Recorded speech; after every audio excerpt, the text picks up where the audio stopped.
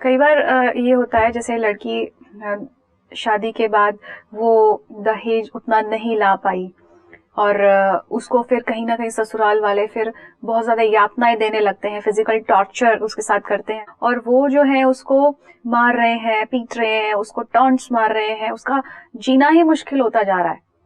नहीं, ये जब शादी करते हैं तो उस समय माँ बाप को भावुक होकर जल्दी से जल्दी शादी नहीं डिसाइड करनी चाहिए। पहले देखना चाहिए कि जिस घर में बेटी को भेज रहे हैं, जहाँ उसने अपना पूरा जीवन यापन करना है, क्या वो परिवार हमारी शक्ति के अनुकूल हमारी लड़की को स्वीकार कर सकता है। बड़े स्पष्ट शब्दों में उन्हें बात कर लीजिए कि हमारी इतनी हस्ती है, हम इतना नहीं कर सकते हैं। अगर आपको मंजूर हो तो आप इस शादी को स्वीकार कीजिए, नहीं तो आप स्पष्ट कह सकते हैं। और लड़की को भी बता देना चाहिए कि बेटी हमारी हस्ती इतनी नहीं है कि हम इतने ऊंचे घर में तुम्हें भेजते। अगर मान लीजिए सारी बात हो जाने के बावजूद भी लड़की घर जब गई, अब उन्होंने दहेज की डिमांड शुरू की जी, जबकि पहले उन्होंने कहा था ठीक है, हमें तो 3 कपड़ों में ही लड़की मिल जाएगी तो हम लड़की को ले जाएंगे। लेकिन लोगों को देख देख करके या किन्हीं का सुनने के बाद मानो ने किस प्रकार उनके मन की भावनाएं बदल जाती हैं और वो लड़की को ताड़ना देने लगते हैं। उस समय लड़की को बड़े प्यार और स्नेह से, ऐसा नहीं कि माँ बाप को अब वो तंग करना शुरू कर दे कि दीजिए मेरे ससुराल मांगता है, ये दीजिए मेरा ससुराल ऐसा मांगता है। ऐसा ना हो करके वो कह सकती है कि मेरे माँ बाप जितना कर सकते हैं अवश्य करें। बच्ची का भी अधिकार है, माँ बाप के घर में भी अधिकार है। वो कहीं जितना कर सकते हैं वो जरूर मैं लाऊंगी, लेकिन इससे ज्यादा नहीं कर सकते। फिर भी उसको ताड़ना देते हैं तो कह सकती है कि अगर आपकी मेरी कीमत आपको धन से ही है तो आप मुझे थोड़ा अलाउ कीजिए, मैं किसी घर के बर्तन मांज के या कहीं कपड़े धो करके मैं वहां से पैसे उपार्जन करके लाऊंगी। वो अपनी इज्जत है उनकी, बहू को भेजेंगे नहीं करेंगे कि हम कपड़े धोने और बर्तन मांजने बहू को भेजें। कहो तो मैं धन नहीं तो कहाँ से लाऊं। बाकी आपके घर का काम करती हूँ, क्या ये धन नहीं जी। और एक दिन जरा देख ले कि आज ना तो चूल्हा चौका लगा और ना ही घर में कोई बिस्तर उठे, ना कोई झाड़ू चौका हुआ, कुछ नहीं हुआ और आराम से बैठी रहे। पति पूछता है क्या बात है आज जी, रसोई में कुछ नहीं हुआ। कहा कुछ आज यही समझिए माई आई नहीं। सास आके कहती क्या है, चाय भी नहीं बनी अभी तक। ये मामा यही समझ लो कि आज चाय बनाने वाली माई आई नहीं जी। अगर थोड़ा ऐसा ही समझ लो तो बर्तन पड़े हैं, सारे बिस्तर फैले हुए हैं, सफाई नहीं हुई है, तो आप सोचिए थोड़ा सा अपनी वैल्यू दिलाने के लिए बता सकते हैं कि ये सब भी तो मैं करती हूँ ना जी, लेकिन मैं अपना फर्ज समझ के करती हूँ। तो आप मुझे पैसों से नहीं तोलिए, मुझे दहेज से नहीं तोलिए। मैं आपके घर की बेटी हूँ, आप मेरे माँ बाप हैं, मेरा पति मेरे जीवन का साथी है, इसलिए मैं इस घर में अपने जीवन को सुखद और अपने परिवार को सुखद देखने के लिए, सुखद बनाने के लिए आई जी। और जल्दी जल्दी फील ना करें, कई बार फील कर लेते, बहुत फील करते हैं, सेंसिटिव बहुत होते हैं। और सेंसिटिव ही नहीं, केवल कई बार ऐसा होता है कि अपने माँ बाप को जाके लड़की बताती है कि मेरे ससुराल वाले बड़े ऐसे हैं वैसे हैं, मुझे ये कहते हैं, मुझे हो सकता है उन्होंने किसी एक बात से कह भी दिया हो कि ये चीज लानी है या तुम लाई नहीं हो ससुराल घर से।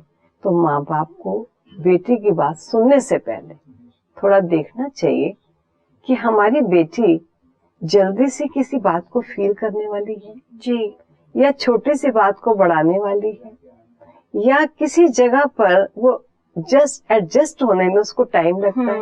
उन्हें अपनी बेटी की नेचर को जान लेना चाहिए। जानने के पश्चात बेटी के शब्दों को सुने।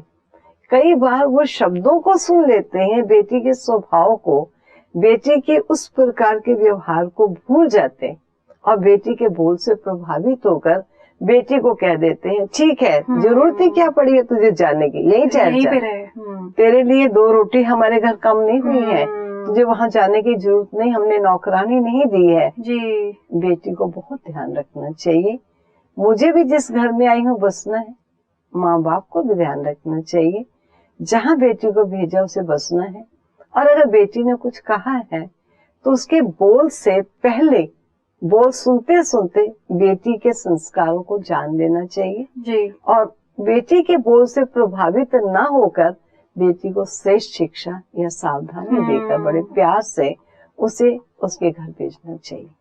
लेकिन ये जरूर है कि बेटी को ताड़ना मिलती है बेफजूल बात की, तो बेटी के साथ स्नेह और प्यार भी होना चाहिए कि बेटी को लगे मेरे माता पिता मेरे साथ है। दोनों तरफ का संतुलन बनाना चाहिए। कई बार माँ बाप कह देते हैं तेरे लिए 2 रोटी नहीं खुटी है, तू आ जा यहाँ। हाँ। और कई बार माँ बाप कह देते हैं हमारे पास तेरे लिए अब कोई जगह नहीं, जैसे है तैसे तुझे वैसे ही गुजारा करना पड़ेगा। ये वास्तव में दोनों ही इस प्रकार की क्लाइमेक्स की चीजें राइट नहीं, जिससे कई बार वो गलत व्यवहार, गलत स्टेप बेटी उठा सुसाइड भी कर लेती है।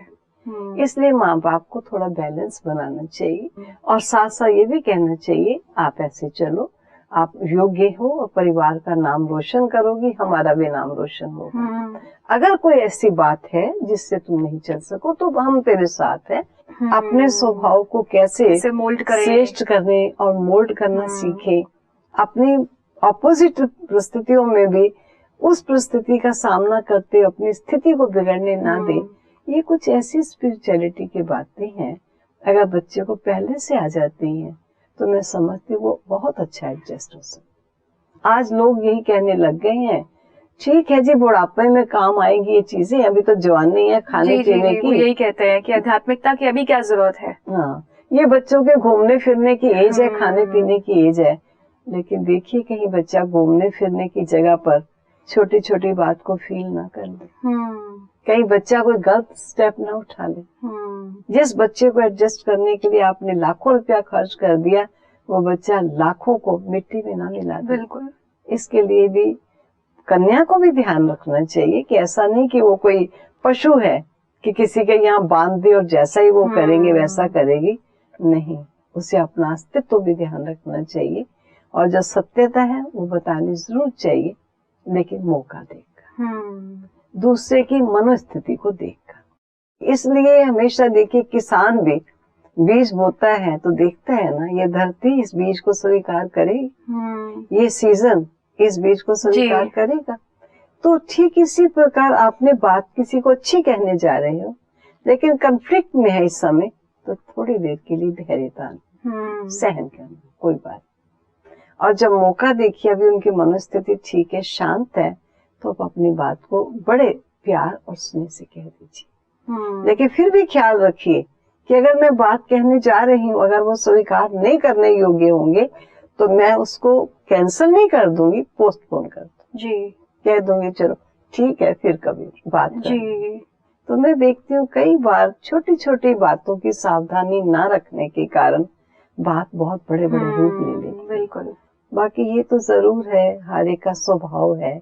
एक बच्ची नम्र स्वभाव की भी है, लेकिन जिस परिवार में जाती है बड़े सख्त स्वभाव जी। अब उसका काम ये भी होता है कि अब उनको प्रेम से, स्नेह से, प्यार से पालना देते हुए उनके स्वभाव को भी बदलने की कोशिश अब उसे करनी। आध्यात्मिकता उसमें ये बल देती।